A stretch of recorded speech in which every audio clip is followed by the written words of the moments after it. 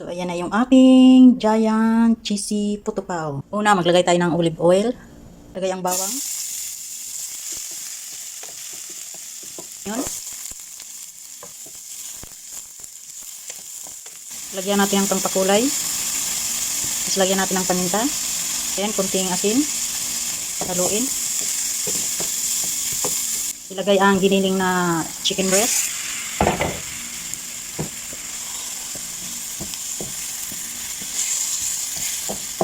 Haluin lang ng mabuti. Lagyan natin ng cumin.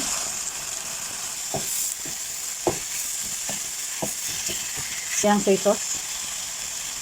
Tapos, oyster sauce.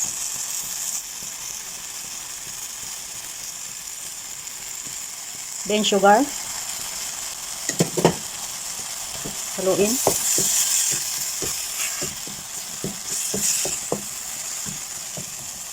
Lagyan natin ng bay leaves. Lagyan natin ng water para maluto yung ating giniling. So, hayaan lang muna natin siya dyan na kumulo.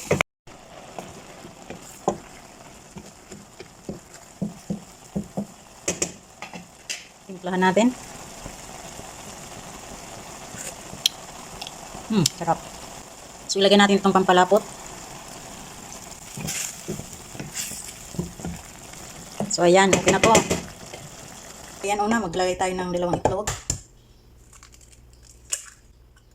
Lagyan natin ng gatas. Or ilagay natin yung butter. Yung 1 tablespoon na yeast. Haluin.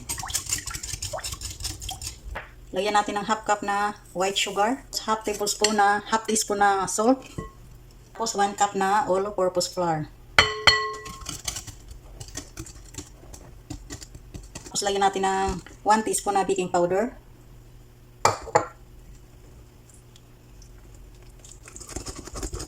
So, haluin lang ng mabuti. Dagdagan natin ng olive oil. Tansyahan lang itong ginagawa ko mga kakusina. Tapos, dagdagan natin ng milk. Kasi medyo dry siya. Yan. Haluin hanggang mawala yung lumps. So, hatiin ko ito siya mga kakusina. Lagay natin dito ang kalahati. Sipasay muna natin yan. Haluin lang natin ito. Dito ang pan. Yan.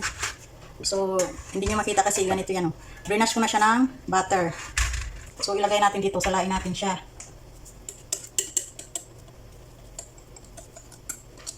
Buti.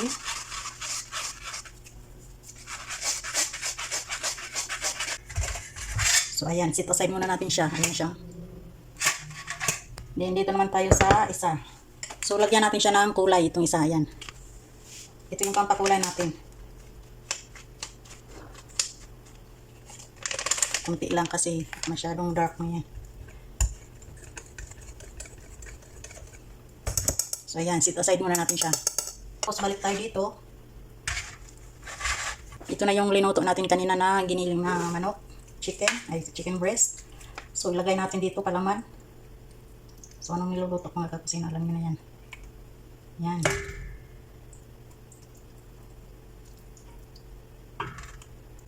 Tapos, dito na natin ilagay ang itong ating dekulay. Sasalain na naman.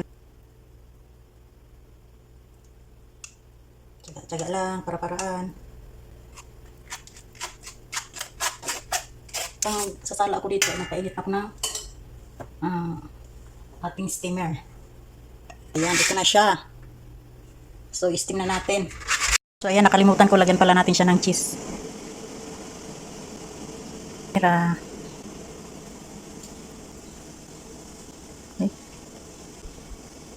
So, ayan. So, steam na natin dahil kumulo na yung ating tubig. Sasalang na siya. So, takpan lang natin. Then, lutuin lang natin siya ng mga 45 minutes kasi makapal yan. Malaki siya. After 30 minutes na kumukulo siya, check na natin. Wow! Oh, diba? Ka-perfect san ginawa ko. Yan. So, ayan. 15 minutes pa para umalsa pa siya ng mabuti. Ayan, check natin siya ulit mga kakusina. Oh, wow! O diba, ang ganda ng pagka, ano niya, ulma niya. So, wala tayong toothpick. Pero feeling ko luto na siya. Kasi medyo matigas na yung ano niya, hindi na malambot.